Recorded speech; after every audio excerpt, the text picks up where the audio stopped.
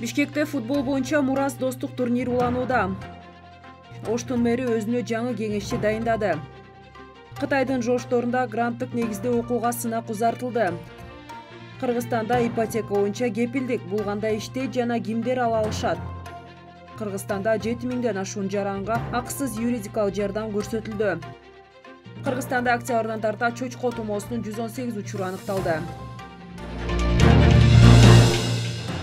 Президент Садыр Жапаровдун ачуусунда бүгүн 14-декабрда Бишкекте футбол боюнча Мурас достук турнири уланууда. Иш-чарага мамлекеттик органдардын, парламенттин, сот, укук коргоо органдарынын, элчиликтердин, массалык маалымат каражаттарынын, бизнестин, маданияттын, спорттун, дин кызматкерлеринин жана башка тармактардын өкүлдөрү кирген 16 команда ат салышууда. Бүгүн тайпалык оюндар өтүүдө. Эртең чейрек финал, жарым финал жана финалдык беттештер орун алат. Иш-чара Кыргызстандын футбол союзунун жана президенттин администрациясынын демилгеси менен уюштурулду. Ош шаарынын мэри Бакытбек Жетигеновдун кеңешчиси болуп Муктарбек Зулпукаров дайындалды. Ош шаардык мэриясынан билдиришкенде, Зулпукаров эмгек жолунда бир катар жеке менчик ишканаларда директор, спорттук мектептерде машыктыруучу болуп эмгектенген. Жалал Абад шаардык кеңешинин 3-чакырылышынын депутаты болгон.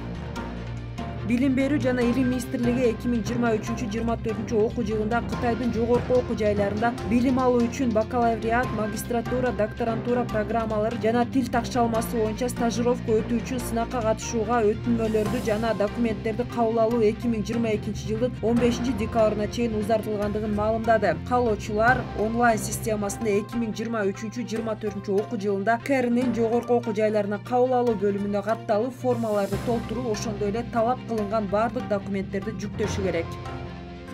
14-декабрдан тартып кыргызстандыктар кепилдик фондунан колдоо катары мамлекеттик ипотеканын программаларынын бири боюнча турак жай сатып алууда баштапкы төлөмдү суммасынын 10% чейинки көлөмүн ала алышат. Бул тууралуу Кабар агенттигинде өткөн маалымат жыйынында кепилдик фонду ачык акционердик коомунун башкармалыгынын төрагасы Малик Айдар Абакиров билдирди. Анын айтымында кепилдик фонду мамлекеттик ипотекалык компания жана РСК банк тиешелүү келишимге кол коюшту.